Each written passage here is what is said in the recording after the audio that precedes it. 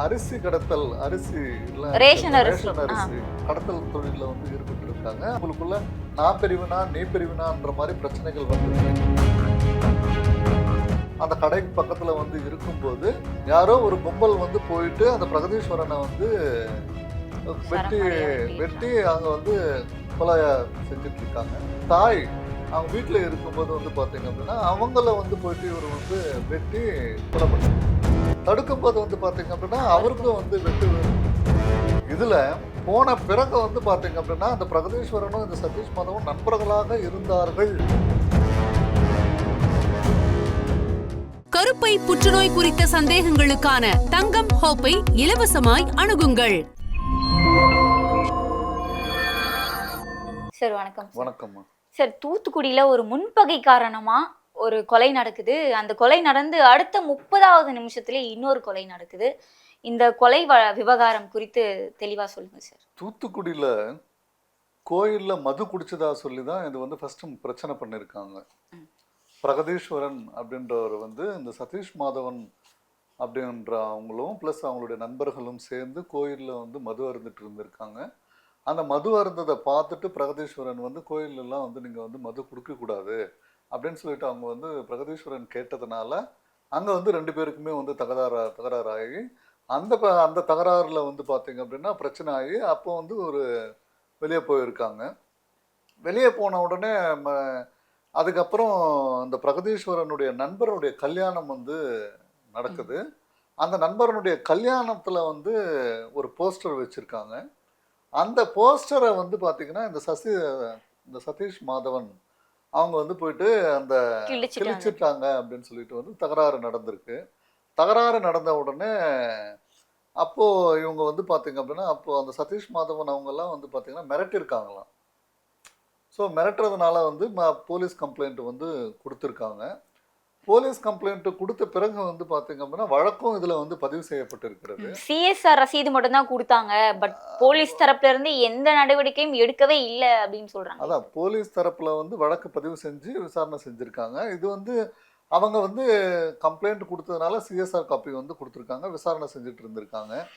இன்னொரு கட்டத்தில் வந்து இந்த பிரச்சனை ஆகி மறுபடியும் வந்து பார்த்தீங்கன்னா இவர் சதீஷ் மாதவன் வந்து மறுபடியும் அவங்களுடைய அப்பாவையும் அந்த பிரகதீஸ்வரனையும் வந்து மிரட்டிருக்காங்க.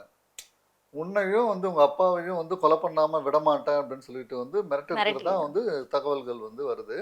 இந்த தகவல்கள் வந்ததுனால வந்து பார்த்தீங்க அப்படின்னா அந்த ஆனந்தன் அப்படின்னு அதாவது பிரகதீஸ்வரனுடைய அப்பா வந்து ஏப்ரல் 29 என்னமோ கம்ப்ளைண்ட் கொடுத்துருக்காரு. கம்ப்ளைண்ட் கொடுத்ததுனால வந்து பார்த்தீங்கன்னா 2 தரப்புகளையும் கூப்பிட்டு மறுபடியும் வந்து இது பண்ணியிருக்காங்க, பேசி இருந்திருக்காங்க. அதுக்கப்புறம் வந்து பார்த்தீங்க அப்படின்னா இந்த பிரகதீஸ்வரனும் அந்த சதீஷ் மாதவன் 2 பேரும் வந்து நண்பர்களாகவே வந்து இருந்திருக்கிற மாதிரி வந்து சொல்கிறாங்க.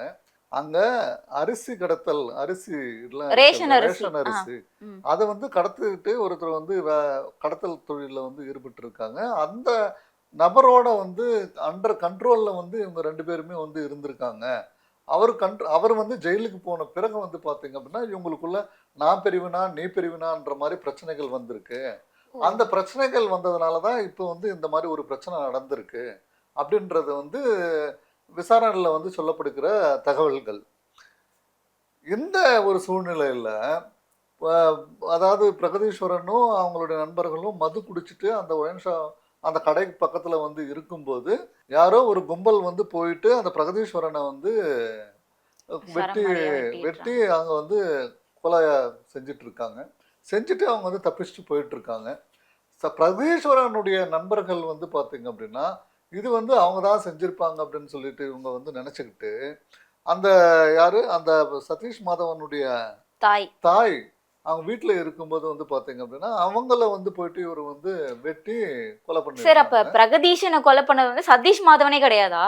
இல்ல, அதாவது வந்து யாருன்னு இன்னும் தெரியல தகவல்கள். எனக்கு போலீஸ் விசாரணையில வந்து தெரியும். அபிஷியலா போலீஸ் எல்லாம் இவங்க வந்து அங்க நின்றுட்டு இருந்திருக்காங்க. ஸோ நின்றுட்டு இருக்கும்போது வந்து பார்த்தீங்க அப்படின்னா இவங்க போயிட்டு யாரோ ஒரு கும்பல் வந்து கொலை பண்ணிருக்கு. ஆனால் எதுக்காக கொலை பண்ணிருக்கு, யார் கொலை பண்ணது, இதெல்லாம் வந்து பார்த்தீங்கன்னா விசாரணையில் தான் வந்து தெரிய வரும். இப்போ போலீஸ் வந்து என்ன செஞ்சுருக்காங்க அப்படின்னா இப்போ இந்த கும்பல் வந்து பார்த்தீங்க அதாவது இந்த பிரகதீஸ்வரனுடைய நண்பர்கள் கஸ்தூரி அப்படின்ற அந்த சதீஷ் மாதவனுடைய அம்மாவை வந்து பார்த்தீங்க அப்படின்னா பாவம் அந்த அம்மா வந்து ஒரு அப்பாவே வீட்டில் இருந்திருக்கு, தனியாக இருந்திருக்கு. வீட்டு முன்னாடி நின்றுட்டு இருக்கும்போது வந்து பார்த்தீங்கன்னா இவங்க போயிட்டு வந்து வெட்டி சாகிச்சிட்டாங்க. அதில் வந்து இன்னொருத்தர் வந்து அவங்க உறவினர்கள் யாரோ ஒருத்தர் வந்து தடுத்திருக்காங்க. தடுக்கும்போது வந்து பார்த்தீங்க அப்படின்னா அவருக்கும் வந்து வெட்டு விழுந்ததா வந்து தகவல்கள் வந்து சொல்கிறாங்க. இந்த மாதிரி ஒரு சூழ்நிலையில் டிஎஸ்பியினுடைய கண்ட்ரோலில் தலைமையில் வந்து பார்த்தீங்க அப்படின்னா 100 போலீஸ் அதிகாரிகள் வந்து 100 போலீஸ் அதிகாரிகளுக்கும் மேலே ஒரு பதற்றம் ஏற்பட்டிருக்கு. அதாவது இந்த தரப்புக்கும் அந்த தரப்புக்கும் வந்து யார் செஞ்சிருப்பாங்க அப்படின்ற மாதிரி ஒரு பதற்றம் வந்து ஜாஸ்தியான உடனே லா அண்ட் ஆர்டரை வந்து கண்ட்ரோல்குள்ளே கொண்டு வரணுன்றதுக்காக டிஎஸ்பியினுடைய தலைமையில் 100க்கும் மேற்பட்ட போலீஸ் அதிகாரிகளை வந்து அங்கே வந்து நிற்க வச்சு லா அண்ட் ஆர்டரை வந்து மெயின்டைன் பண்ணிட்டு வராங்க. இந்த மாதிரி ஒரு இருக்கும்போது, இந்த மாதிரி ஒரு சுச்சுவேஷன் இருக்கும்போது எஸ்பியும் வந்து பார்த்தீங்கன்னா அந்த டிஸ்ட்ரிக்ட் எஸ்பியும் வந்து அந்த ஸ்பாட்டுக்கு போய் அவரும் வந்து எல்லாத்தையுமே வந்து விசாரணை செஞ்சுட்டு வராங்க. விசாரணை செஞ்சதில் இப்போ 2 தரப்புல இருக்கிற ஆட்களையும் வந்து ஒரு 8 பேரை வந்து விசாரணையில் வந்து எடுத்துகிட்டு வந்து விசாரணை வந்து செஞ்சுட்டு வர்றதா வந்து இப்போதைக்கு வந்து தகவல்கள் வருது. இதில் பிரகதீஸ்வரனை வந்து வெட்டி கொன்னதை வந்து பார்த்தீங்க அப்படின்னா இந்த சதீஷ் மாதவனுடைய ஆட்களா இல்லை சதீஷ் மாதவனும் இந்த கொலையில் வந்து ஈடுபட்டிருக்காரா அப்படின்ற விஷயங்கள் எல்லாமே வந்து பார்த்தீங்க அப்படின்னா விசாரணையினுடைய அடிப்படையில் தெரிய வரும். யூகத்தின் அடிப்படையில் வந்து யாரும் வந்து சொல்ல முடியாது. ஒன்று. ரெண்டாவது, இந்த அதாவது பிரகதீஸ்வரனுடைய நண்பர்கள் வந்து அங்கே போயிட்டு ஒரு 1/2 ஹவரில் போயிட்டு வந்து ஒரு அம்மா அவங்கள சதீஷ் மாதவனுடைய அம்மாவை வந்து இந்த மாதிரி பண்ணது வந்து பார்த்தீங்க அப்படின்னா அது டைரக்ட் பிரச்சனைகளுக்குள்ளான ஒரு இதாகிடுச்சு. ஸோ ஒரே நேரத்தில் 1/2 ஹவரில் அங்கே ஒரு கொலை நடக்குது, அது பழிக்குப்படுத்திக்கணுன்றதுக்காக இவங்க தான் சொல்லிட்டு, அதாவது ஒரு விஷயத்த வந்து எல்லாருமே வந்து யோசிக்கணும். அவசரத்தில் ஆத்திரத்தில் ஒரு முடிவெடுத்து நம்ம செய்கிற விஷயங்கள் கூட வந்து தப்பாக முடியறதுக்கு உண்டான வாய்ப்புகள் இருக்குது. ஸோ இந்த வழக்கில் கூட உண்மையாகவே சதீஷ் மாதவன் வந்து இதில் வந்து ஈடுபட்டு இருந்தாருன்னா பிரகதீஸ்வரனுடைய கொலையில் சதீஷ் மாதவனும் வந்து பார்த்தீங்க அப்படின்னா குற்றவாளின்னு சொல்லிட்டு வந்து தண்டனைக்கு உண்டான ஒரு பர்சனாக வந்து மாறுவார் பின்னாடி.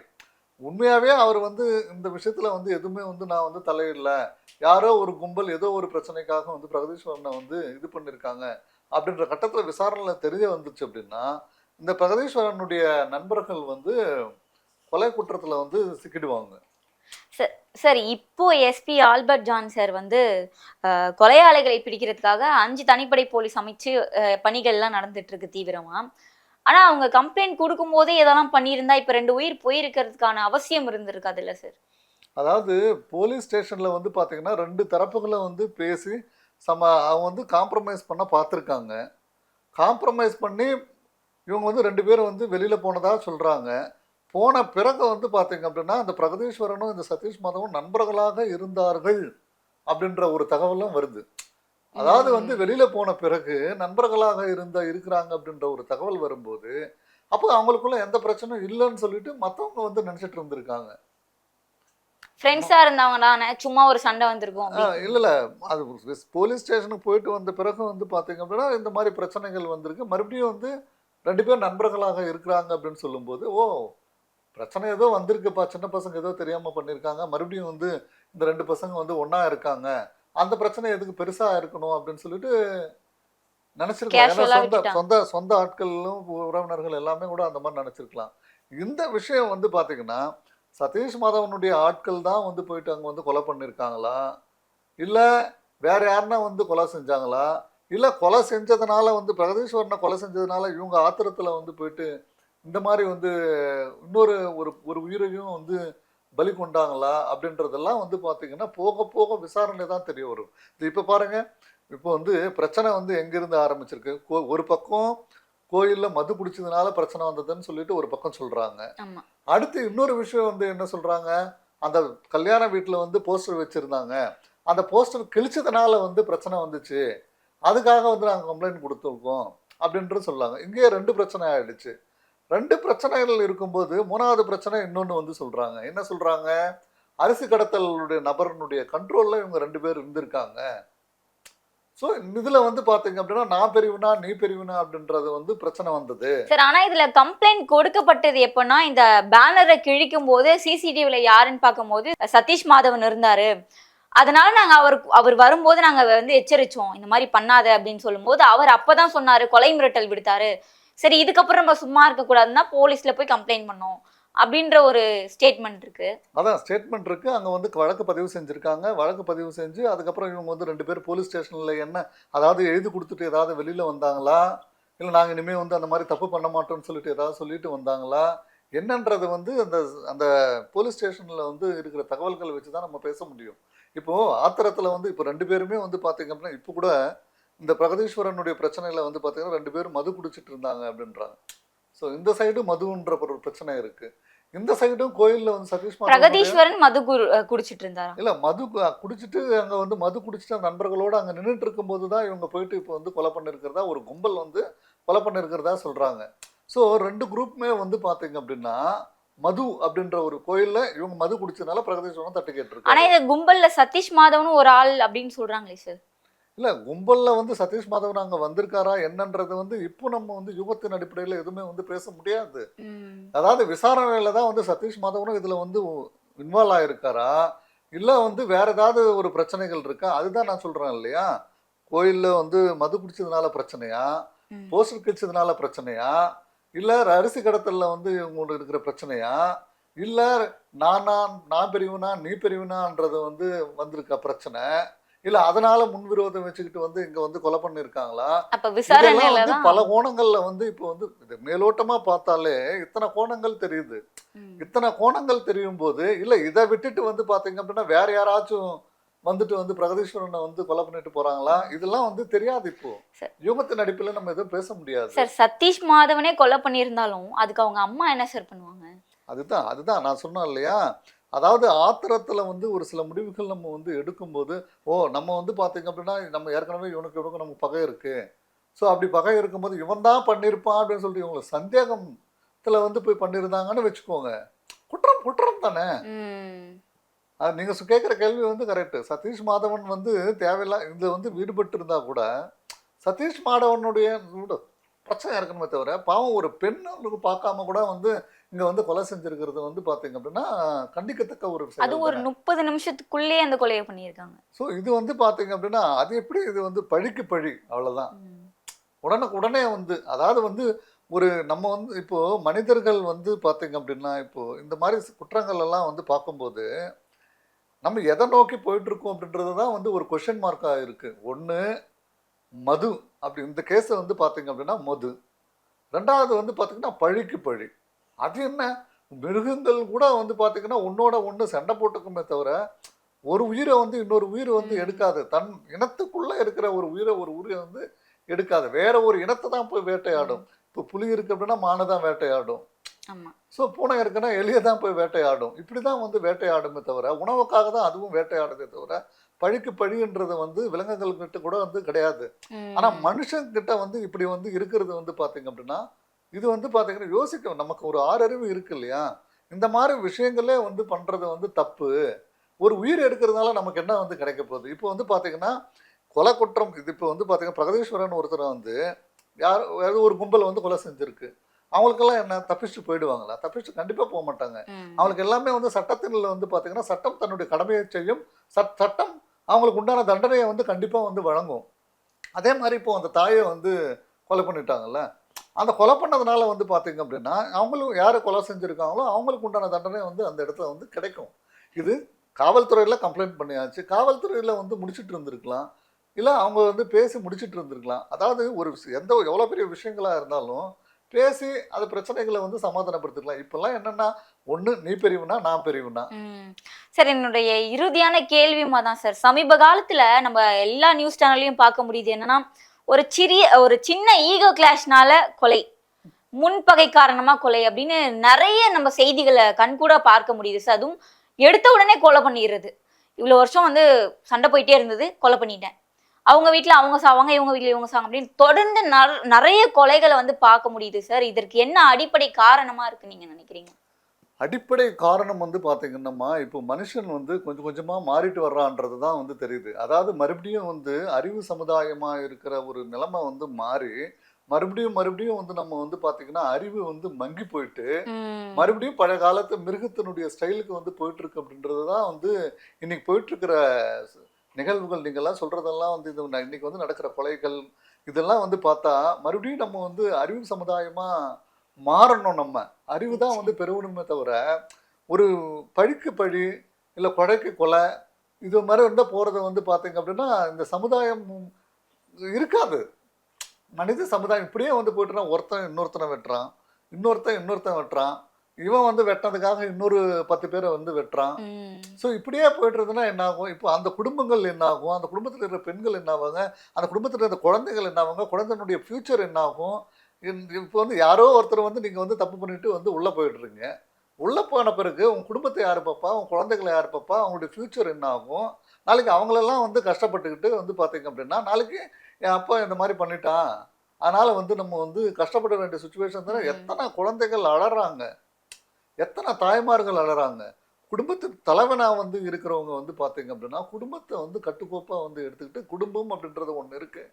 அதாவது தவறு செய்யக்கூடிய ஒவ்வொரு மனுஷனுமே வந்து யோசிக்க வேண்டிய ஒரு விஷயம் என்ன, நமக்கு ஒரு தாய் இருக்குது, நமக்கு ஒரு மனைவி இருக்குது, நமக்கு ஒரு குழந்தை இருக்குது, இதெல்லாம் வந்து காப்பாற்ற வேண்டிய கடமை நம்மளுடையது அப்படின்னு சொல்லி யோசிச்சாங்க அப்படின்னு சொன்னால் இந்த மாதிரி கொலைகளை வந்து தவிர்க்கலாம். ஒன்று. ரெண்டாவது வந்து பார்த்தீங்க அப்படின்னா இன்றைக்கி வந்து இந்த பிரச்சனைகள்லாம் நிறைய வர்றதுக்கு உண்டான காரணங்களாக இருக்கிறது வந்து பார்த்தீங்கன்னா காரணம் ஒன்று தான், சுயநினைவில் இருக்கும்போது கொஞ்சமாச்சும் யோசிப்பான்.